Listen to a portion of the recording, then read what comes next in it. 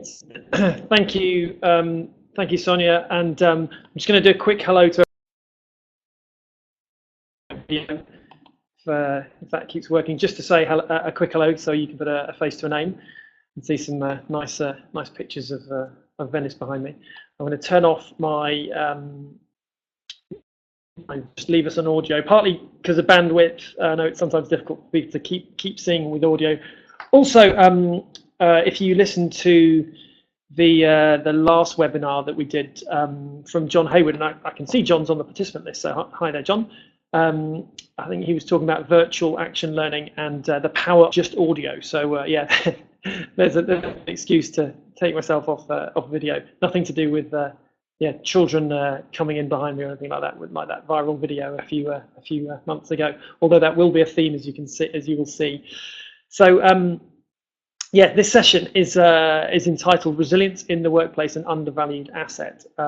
It's great that I've been given the chance to share some thoughts with you, share some ideas with you about something that's very dear to my heart, and that I've been doing work on for a long period of time. I would like to encourage you to use the chat box. I can see Claire has used that already. So please do ask questions as we go through. I'm going to try and monitor it as well as present at the same time. Sonia's going to monitor it as well and may jump in and bring my attention to some questions. So please ask questions as we go through. I'm going to ask you questions too as we go through. To get some interaction going as well, and we may have some time for questions at the end too. So yeah, please use that chat box. That would be great. So yeah, interesting to see those poll results. Yeah, lots of consultants, which is great. That is some of my background. Here is a picture of me doing my work. So this may be some of your maybe to give a bit of a background, this is me with my youngest. I have three kids actually, 5, 3, and 1. This is Florence, the latest, and I actually won a photo competition with this one, with a freelancing national body.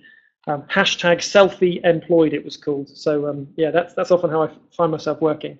As some of you may. I live in Jersey in the Channel Islands, but I'm currently doing this from a client site in London where it's nice and sunny. It's yeah, interesting to see that we've got kind of different sector backgrounds on this webinar as well. My work has been across sectors, so yeah, hopefully I can bring some resilience examples from all sectors, which will be useful to you all. And my action learning background, yeah, I guess I've used action learning as a process, as a development tool for probably about the last 10 years, and in the last year or so, connected with Action Learning Associates, and I've actually done the training through them for virtual action learning group facilitation, and then now I've joined as an associate. So yeah, really nice to be part of the team. I'm seeing some chat come in about the presentation being made available. So yeah, Sonia, you might be able to answer that. And yeah, nice to hear that it's warm in Scotland too. Excellent. Always good to talk about the weather. What would be good is to hear from you in a minute. So I'm just going to share for me what I think are the 3 main objectives in the advert, I suppose, for this session. So hopefully it's what you're expecting. I suppose there's a kind of some what, whys, and hows in there. So what is resilience? Some of you will have a background in this, but I guess I'm going to bring some best practice at the moment around resilience, perhaps, and also some evidence-based, some research. So what is it? Why is it becoming important? I'm going to answer that question, and then importantly, how can you build it? I know in the registration there were some questions, and some people wanted to know, definitely some tools around that, and the link to action learning. So I'm going to make an argument that action learning is a great tool for developing resilience as we go through the session. So yeah, as I mentioned on the registration, a few people made some comments about what they would like. So what would be great is is if you could type in the chat what your hopes are from this session. I know that probably I got about 4 or 5 different comments from the registration, but for those of you who are on and can type, got access to a keyboard, it'd be great to know, yeah, what are your hopes, just to guide some of my my presentation as we go through. So I can see some things coming through, some tools. Yeah, thanks, Rachel. Definition, difficult to articulate. Thank you, Margaret. Yeah.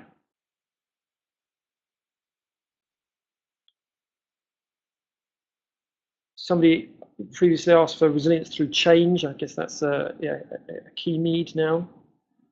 So yeah, from an organizational point of view, teams, yeah, I suppose action learning in teams is one. More tools. Third objective, yeah, linking to the action learning. How personal resilience may be different, may relate to organizational resilience. Yeah, there's some different concepts there. There's a friend of mine actually who works at Cranfield, a guy called Professor Dave Denyer, who's done a lot on organizational resilience. I would highly recommend listening to him on that. He's got a great YouTube video if you Google him on organizational resilience. There's some overlap, but they're different concepts at the moment. Remote teams, yeah. Okay, so yeah, I think we're going to be covering much of that. I'm not sure necessarily the specifics around teams. You might have to make some specific links for yourselves, but yeah, most of those things I think we're going to cover, which is good news. Somebody asked on the registration about resilience in the public sector around social care practitioners. Just one quick point on that. There's one of my former colleagues, a guy called Professor Graham Jones, did some research on handling stress in social care, actually, specifically. And what he found with some of his colleagues was that it wasn't the demands. It wasn't the demands that made an impact. It was the lack of support that people got from their management. So yeah, it's not so much about demands. It's about how you cope with those, which I'll come to a bit later. The YouTube reference, Annie, yeah, that's David Denyer, D-E-N-Y-E-R, Professor David Denyer. And yeah, thanks, Sonia. So yeah, I'll share things as I'll go through and we'll catch them at the end. Okay, so good. Here's an agenda, which I hope fits most of those hopes. So yeah, a little bit of a warm up, which I'll talk about. We won't do actually, because well, I'll tell you in a minute. And go into why resilience, and then link to the stress response. So yeah, I guess you need to learn a little bit about stress and how that works to be able to understand why resilience is important. And then that key bit about how you can build it. And there's a bit of an overlap within what is resilience to how you can build it. So I'll give you a lot of detail in there, actually, a lot of references, and then look at this link between resilience and action learning. And I'll share a case study, actually, with the company that I'm in the offices of at the moment, actually. So yeah, it feels very relevant. Okay, so that's the plan, and then handing over to Sonia just before the end of the hour. So I had planned to do a bit of a brief pause before we began, but actually I think the 1 minute silence has done that work for us. And what I was going to do was, I suppose, a kind of an exercise to help us become present, using some of the techniques from mindfulness, which some of you may be aware of or practice. And that's something that I often use at the start of a virtual action learning session. John may have mentioned that in his webinar previously, which you can access on our website, which allows you to become, I suppose, become present in this section, but is a key theme within resilience as one of those interventions that has gained a lot of traction. Often, things coming from mainstream psychology and then coming into organisations. So that's what we were going to do. But we've done a bit of that through the 1 minute silence. And I guess I just want to make a point about the 1 minute silence and the I guess the news from Manchester this week linked to resilience, because there was the one question there about resilience linking to organisational resilience. I think there is a literature around resilient communities. And I suppose our focus here is more about individuals and organisations, but I think that there's some overlaps with the literature around resilient communities, and it's been interesting to notice some of the strengthening of community actually coming out of the trauma this week, and something that we know a lot of, and a term that's been kind of generally well understood over the last probably 10-20 years is this concept of post-traumatic stress and post-traumatic stress disorder. But there is a growing literature actually on post-traumatic growth, and this concept of being able to develop and grow stronger after trauma, and that is correlated very strongly with resilience, and that's true at an individual level. So we'll pick that up as we go through today. Okay, so why resilience? Why resilience? You may have come across this term before. VUCA seems to have done the rounds of it, but I think it's useful and it's relevant. So VUCA, if you haven't seen it before, stands for volatility, uncertainty, complexity, and ambiguity. And there is a contention. I don't know how you test this scientifically, but there's a contention that the world is becoming more VUCA. Some historians argue for the fact that each generation argues that there's more change in this generation than there was in previous generations, with different revolutions and things. But there is a contention that maybe it's actually true, but even if it's not true, the perception of it is that there is more volatility, uncertainty, complexity, ambiguity, and maybe that's the point. That it's our perception that that's true. And why is that? We've got technology as we're on at the moment. It's always on. How good are you at managing your technology? To what extent do we do simple things like do we have our phones next to us when we go to sleep? That's the one test of our ability to switch off. There is more change and more customer expectation largely. So I've been doing quite a lot of work within the public sector recently in Jersey where I live, and that's one of the key things about the public sector, that there is expectation from customers equivalent to Amazon, and is that doable? So why resilience? Well, it kind of pops out of all that need, all that VUCA stuff.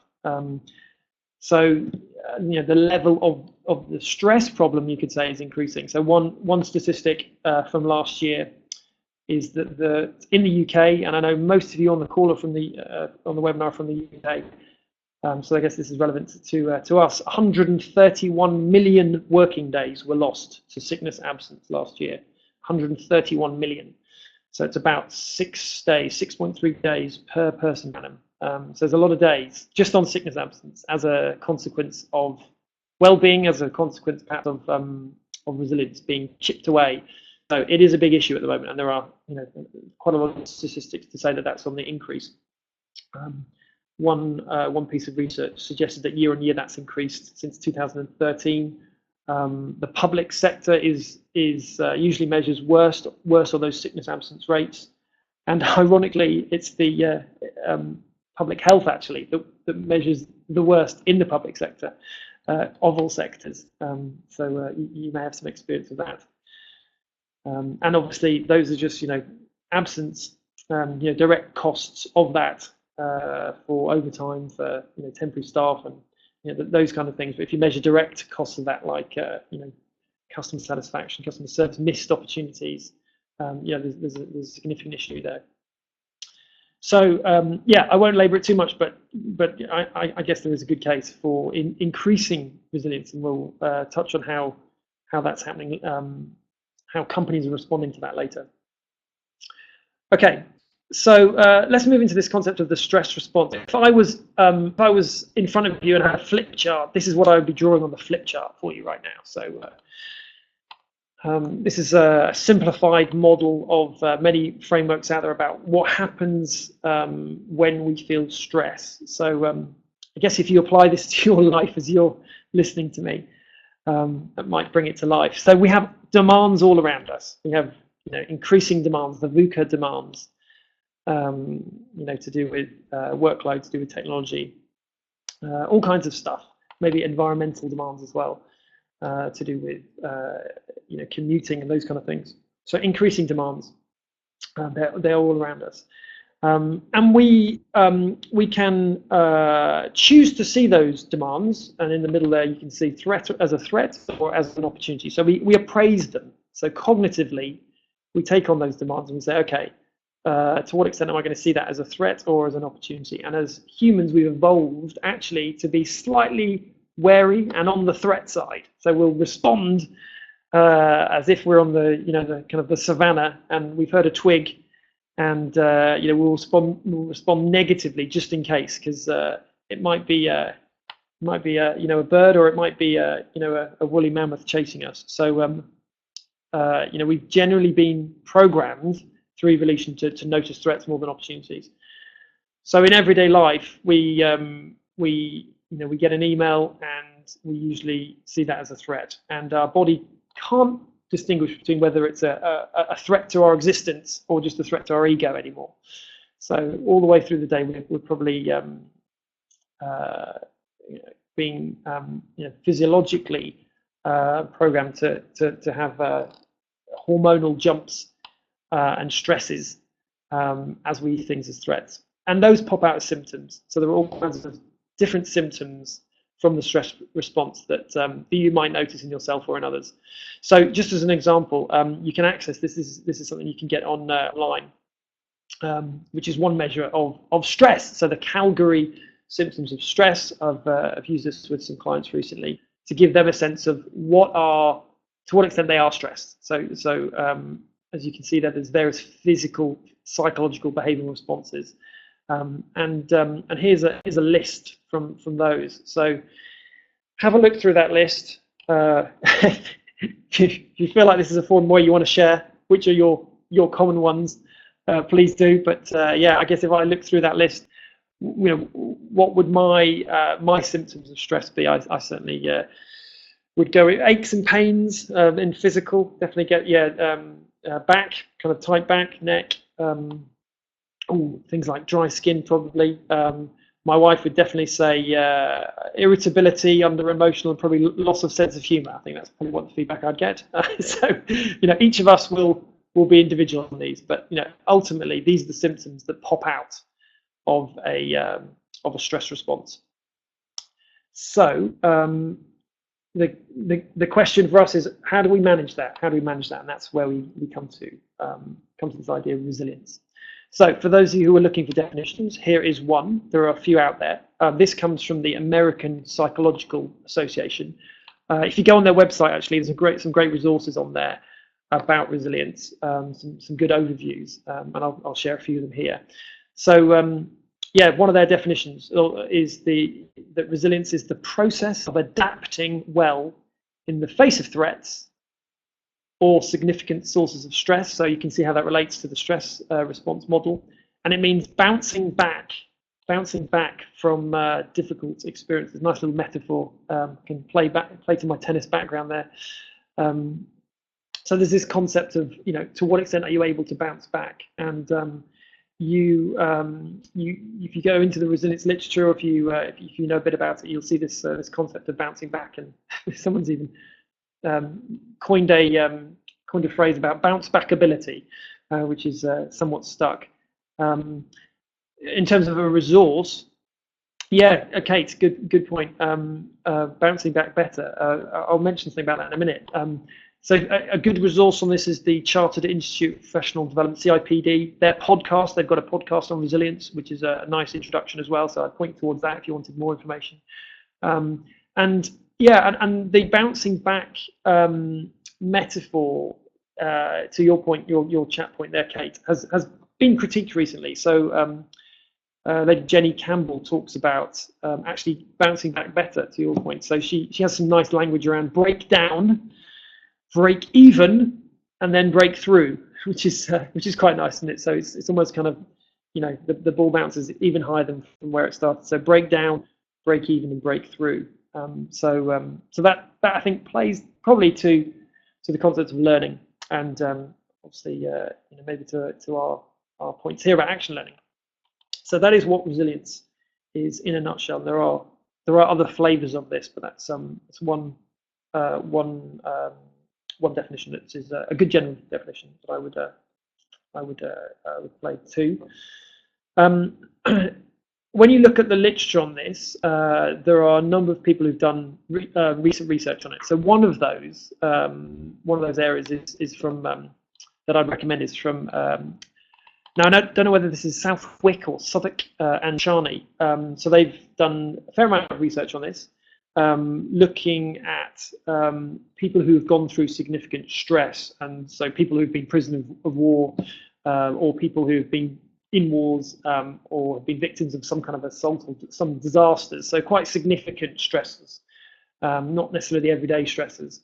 And some of the things that they mention are that resilience is actually common, something that we all have the ability to have. It's a skill, and you can train it, you can learn it, and if you can unpack it into some certain areas, then you can probably do something about it. And what they found in their research is, if you go deeper than that overall definition, they've got 10 areas that for them define what resilience is. So these are the 10 areas. I'm just going to kind of go through them pretty quickly.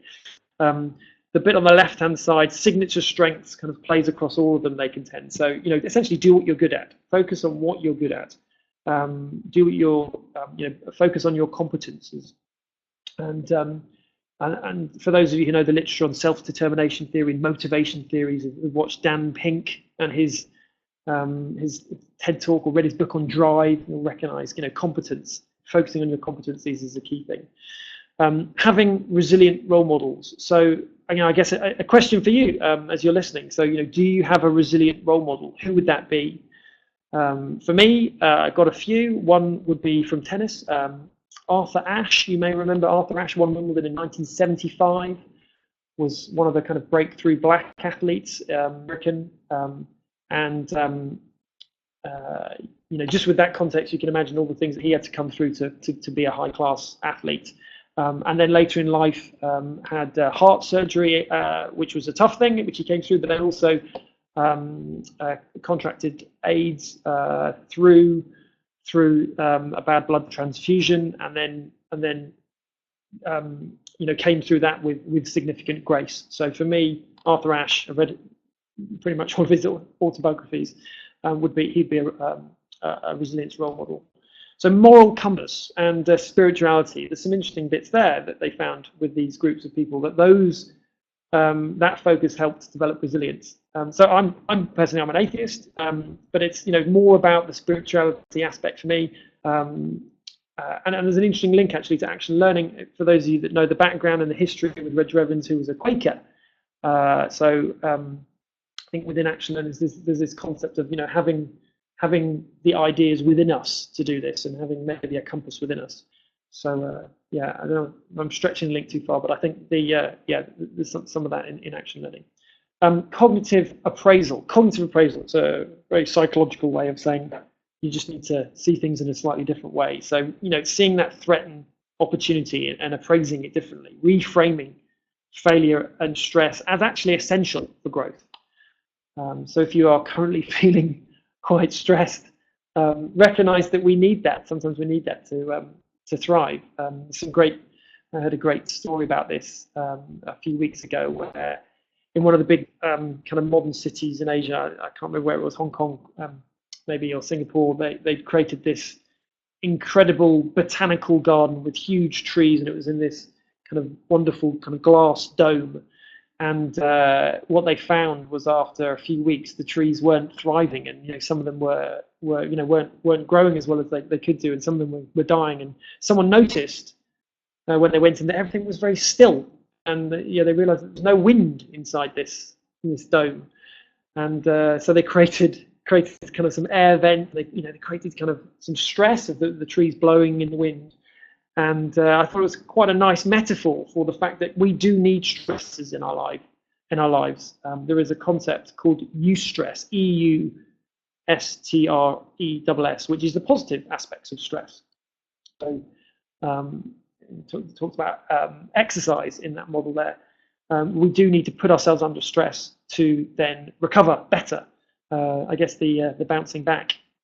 There's things like fasting. which have been shown to have a lot of benefit to ourselves physically. Cold therapy, so doing these things that seem quite hard, but being able to see stresses is a good thing. So that's some stuff to do with cognitive appraisal. Yeah, I think optimism, facing your fears, active coping, they're all very similar aspects. There's quite a lot of overlap, and I suppose to what extent are you able to, when you feel feel stress, are you able to deal with those symptoms actively rather than passively? So rather than always grabbing the glass of red wine, are you actually able to proactively seek support, perhaps? So that's perhaps what some of those are. And when you look at what companies are doing around resilience, we'll talk about this in a bit more detail in a minute, they're focusing mainly on those cognitive elements, with a little bit of the exercise bits, but mostly the cognitive reappraisal elements would come under resilience training. Okay, so there's a kind of whistle-stop tour of one of the main models of resilience to unpick it a bit with a bit more detail. I'm just going to give you one more, not to over-model you, but there's this this model which is quite nice, a bit shorter. It's from Ivan Robertson and Kerry Cooper. Some of you may know or know well. So Kerry Cooper is the current president or chair of the CIPD. It's got a pretty good profile. He's always tweeting things. Very productive. Has got a lot to say about stress and coping. And I mentioned this model because it has a measure, a questionnaire that is free. So if you go onto their website, if you go onto the Robertson and Cooper website, you can download the iResilience questionnaire, and it's useful. So for those of you in organisations, or for those of you consultants that want to suggest to your clients a way of measuring resilience in their populations or in teams, some of you mentioned teams, then here is one which is free. So yeah, you couldn't get better than that. So I'd point you towards the iResilience model and measure of resilience that Robertson and Cooper mentioned, and Ivan Robertson is on that CIPD podcast that I mentioned earlier. So yeah, possibly worth a look. Okay. So there you go. There's a bit of download on what resilience looks like, and maybe some of the latest thinking on it. Just a sample of that and some pointers to where you can get other things. It's going to kind of pause halfway through, and I'm interested, as we go into this. Okay, so if that's what resilience is, how can we build it in ourselves and others? We're going to open a second poll for you, second survey, which is around this question. So I'm just going to open that for you now. So just a quick one question poll. So hopefully you can see it. Let me know if you can't. So the question is, so what is your experience of development of resilience in your workplace, or in the workplaces that you're working with, in your clients? So have you seen resilience develop? Have you seen specific interventions focused on resilience, resilience training? If you have, has it been limited, or have you seen a lot of it? It'd be interesting to see what examples have you seen any companies that you've worked with, or are you in one? Have you been in them that are currently in development around resilience? So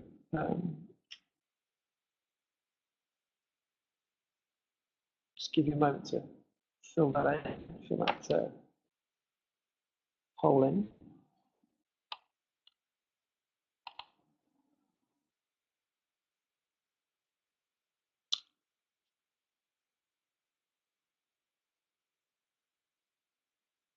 Okay, so I'm not fully aware of the IT. Something will happen soon. It will close.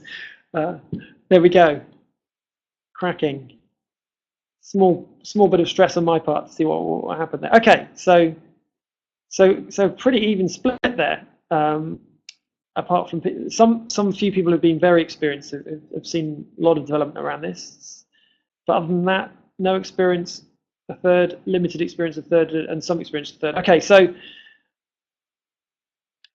Okay, so thank you, Claire, for the clarification. For those of you who are very experienced or have had some experience, what kind of training, what kind of development have you seen? What does it look like?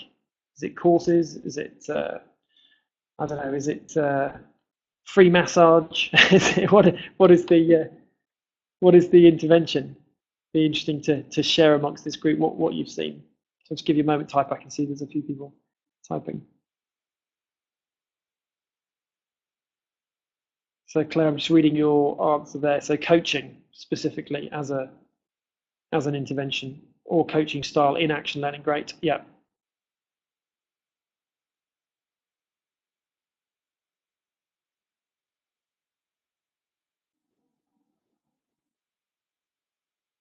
Flexible working. Okay, so some practical things. Yeah. Thanks, guys, for those comments. One-off course.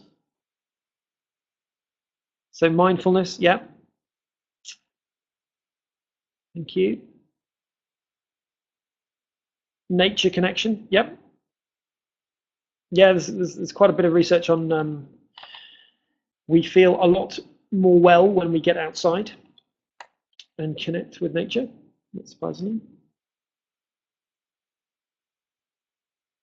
I think the Japanese have a specific word for that process, for getting outside and connecting with nature to reduce stress. If any of you speak Japanese out there, can let me know what that word is. Yeah, so some of the language be different, so it might be termed managing stress. Yeah. Take up quite low. Thank you, Margaret. Yeah, do people want to admit that they're stressed? Okay, Headspace app, great. Yeah. So for those of you who haven't used Headspace, yeah, it's a good app to download for mindfulness. The first 10 courses on it are free. Okay, thank you. So quite a lot of people have seen some of this stuff come through, whether it's been exactly called resilience, or whether it's stress, or whether it's an intervention that has been useful to develop resilience, even though that wasn't the primary function of it, is what I'm reading. And then obviously some practical organizational things like flexible working, which play to that bit about demands. So reducing the demands. Thanks, Daisy. Thanks for the recommendation. Yeah.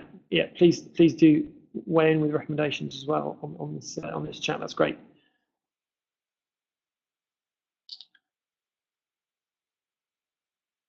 Yeah. So I mean, I'm noticing there, Daisy, you talk about mind. So yeah, there is a clinical end to this as well as a performance end to it. One of the things that I've noticed in recent years is more and more wellness strategies. So has anyone seen an increase in wellness strategies and well-being strategies? Some of them are more about compliance, and they're kind of coming out of health and safety, and at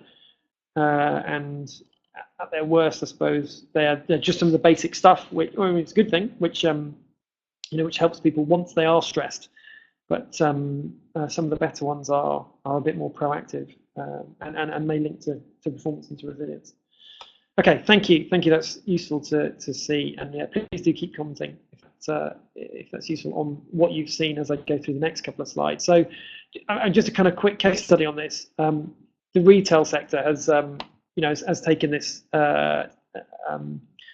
bull by the horns, Mike, and run with it. I've not worked directly with Tesco, but I've got some friends who have, and who are I know some of the senior leaders there, and I know that resilience is formally one of their core competencies, and they do some training around this, and they've actually spoken at it. At I think again the CIPD conference maybe last year or a couple of years ago, which I'm sure you can find online to find more detail about. And they've shown that there's significant return on investment. So if you were looking for a a private sector example of how this has worked, then Tesco is probably one that that's out there in the public domain. And I've worked directly with Sainsbury's as a client of mine for about the last 10 years, and equally they are using resilience as one of their core competencies as well. Not surprisingly, both these companies, because things are being squeezed all the time to try and increase market share, and they've got challenges coming at them from all over the place, and internally people are having to work harder and maybe cover extra jobs, becoming more lean, all that kind of thing.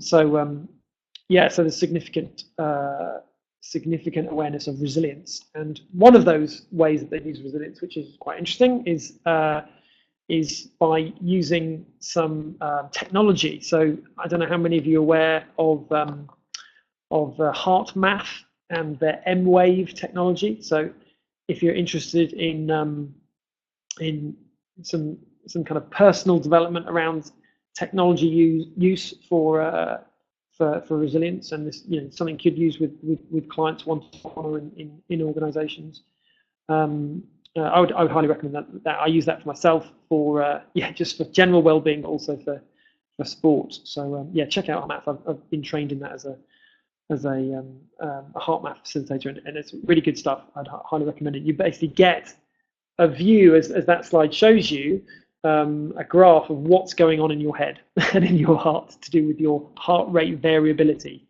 the variability of your heart rate, and it can show you to what extent you are in a state of coherence, kind of a useful state, a productive state, which is good for your performance, good for your health.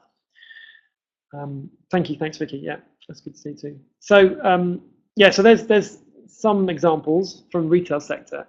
I just want to kind of go more broadly. There's been a systematic review on this actually, and in the last couple of years, which I would point you towards. This is available online. A colleague of mine, Mustafa Saka, who I know quite well from Loughborough University, worked on it with Robertson and Cooper, who were mentioned earlier. This is quite useful if you want to get into a bit more of the depth and a bit more of the science around what is going on in the workplace at the moment and around resilience, and how is it working? Is it working? What's the evidence of it? So if you were to do a business case for this, then maybe mentioning some of this stuff might be useful. So what they looked at was they basically did a systematic review. So they looked at 155 English language studies on resilience since 2003, and they basically found that 14 of those were robust to look at the outcomes of. And it was interesting. So in terms of how resilience training has happened, it was one which was a single 90-minute session, and then the biggest one was workshops over 12 weeks. One of them used actually the M-Wave technology, and what they found was that resilience training probably did have benefits. It was the outcome. So it may have benefits for subjective well-being. It definitely showed significant positive effects on confidence, on reductions of fatigue, reduction of cortisol, stress hormone cortisol. But it was a bit varied. But one of their findings was that that any resilience training benefits from ongoing support, so from either individual or group support. So just having something online without the personal aspect to it wasn't quite as powerful, which is interesting in light of maybe what we'll talk about with action learning. So I'd direct you towards that. Okay, well let's now formally kind of go towards the link, I suppose, that I want to propose between action learning being a great tool for resilience.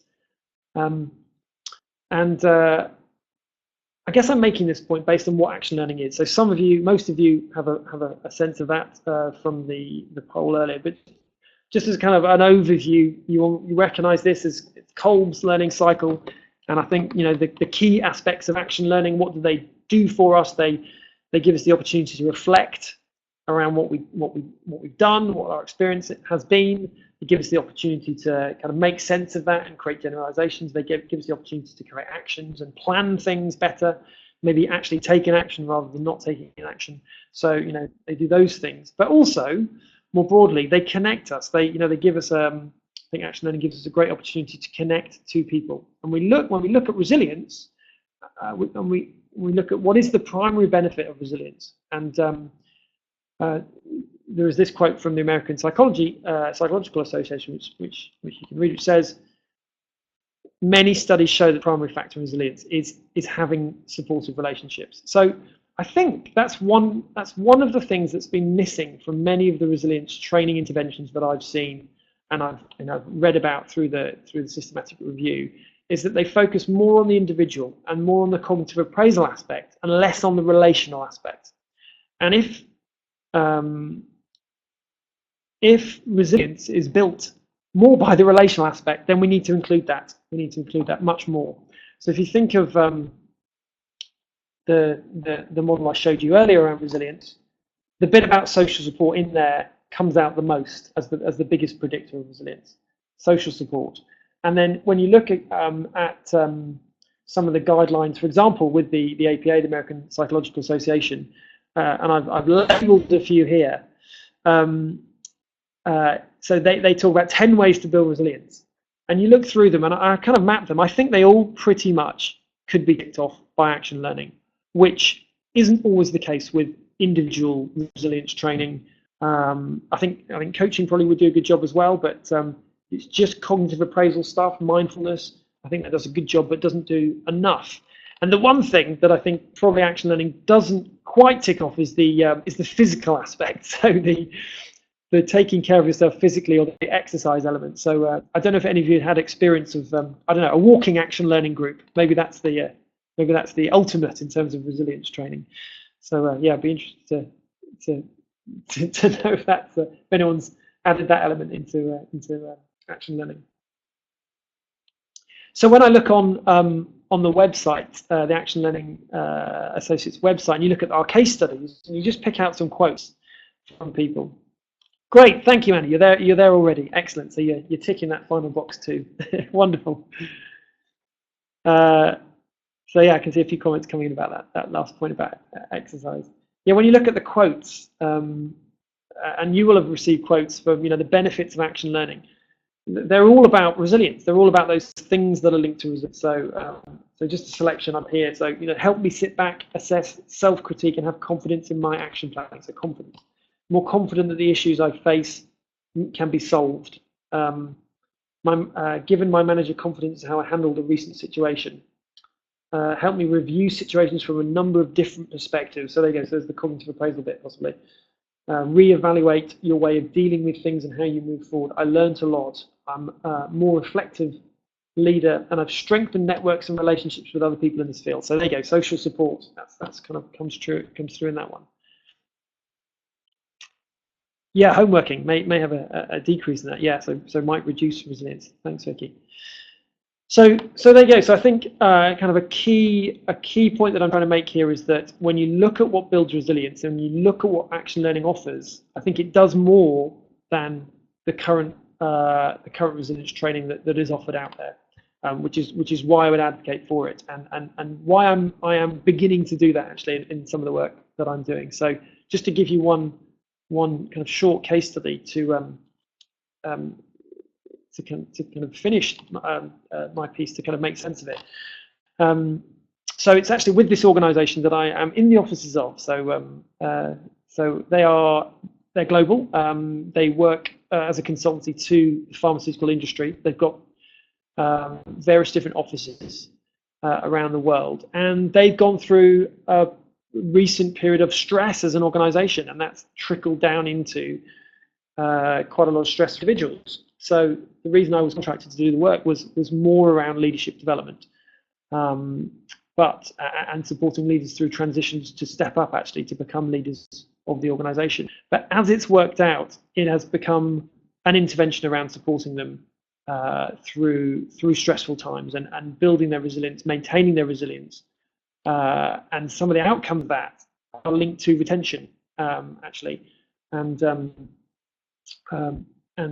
a reduction in feelings of burnout. So we haven't measured those formally. It would be something with my scientific kind of head-on that I'd like to do, but that's definitely been part of what this process has been.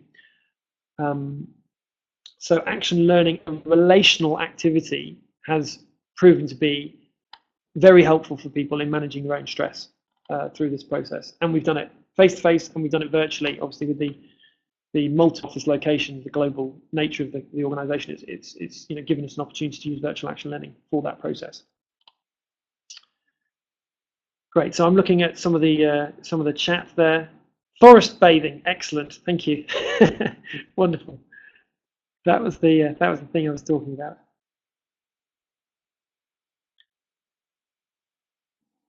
Great. Yeah, and social network analysis. Yeah, absolutely. That's something I've come across, and is a great way of seeing how organisations are using those networks to build resilience in them. Actually, more from an organisational point of view.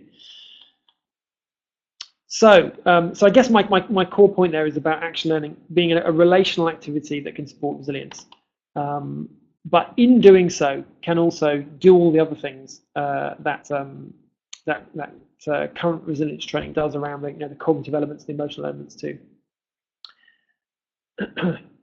Great. So I just want to go back to our objectives actually at the start. So these were mine. So what is resilience? Why it's becoming more important, so we talked about that. How you can build it in yourself and others. A few tidbits thrown out there, and a few things shared from other people. So thank you for those. And making those links to learning why it's a great tool for developing resilience. I think it's kind of emerged for me being interested in both of these fields, and I've just more and more increasingly been making that link, and that link's been made for me actually by my clients. I've just kind of noticed it, and I think this webinar for me is one of the moments where it's become crystallized. So it's been great to have the opportunity to talk about that in more detail. Sonia, I will pass back over to you now if anyone has any further questions, or for you to let people know what to do next. Lovely, and thank you, Jeremy, for what I thought was a really, really insightful webinar. And while we're just closing up, I'm going to open our third poll just to check out if there's anything we could have done to have this webinar better meet your expectations, if there's any other way you want to be in touch. But I really want to thank you, Jeremy. The kind of thing I'm taking away, well, first of all, I thought it was one of the most knowledgeable and sort of well articulated expressions of resilience I've heard. Just really useful to have it picked apart with a glimpse to those models. I just feel like it's a really strong refresher. So thank you for that. And we will send out anything that Jeremy's referred to and isn't on the presentation. We'll also send out a cover-up email. But the two things that really struck with me, I really smiled when you talked, Jeremy, about how with threats we don't have the kind of conceptual or mental ability to distinguish between what's effectively a real physical threat like a mammoth and a threat to our ego, which is an entirely different kind of threat. And you're so right there, and it was just such a lovely expression. It really made me smile, and points to why in the workplace and so on we can be so stressed. And the other piece I really took away and really appreciated was the importance of relationships in building resilience, and the value of connectedness, the value of connectedness in action learning, and that's what those small groups do. That's what those action learning groups do. So thank you.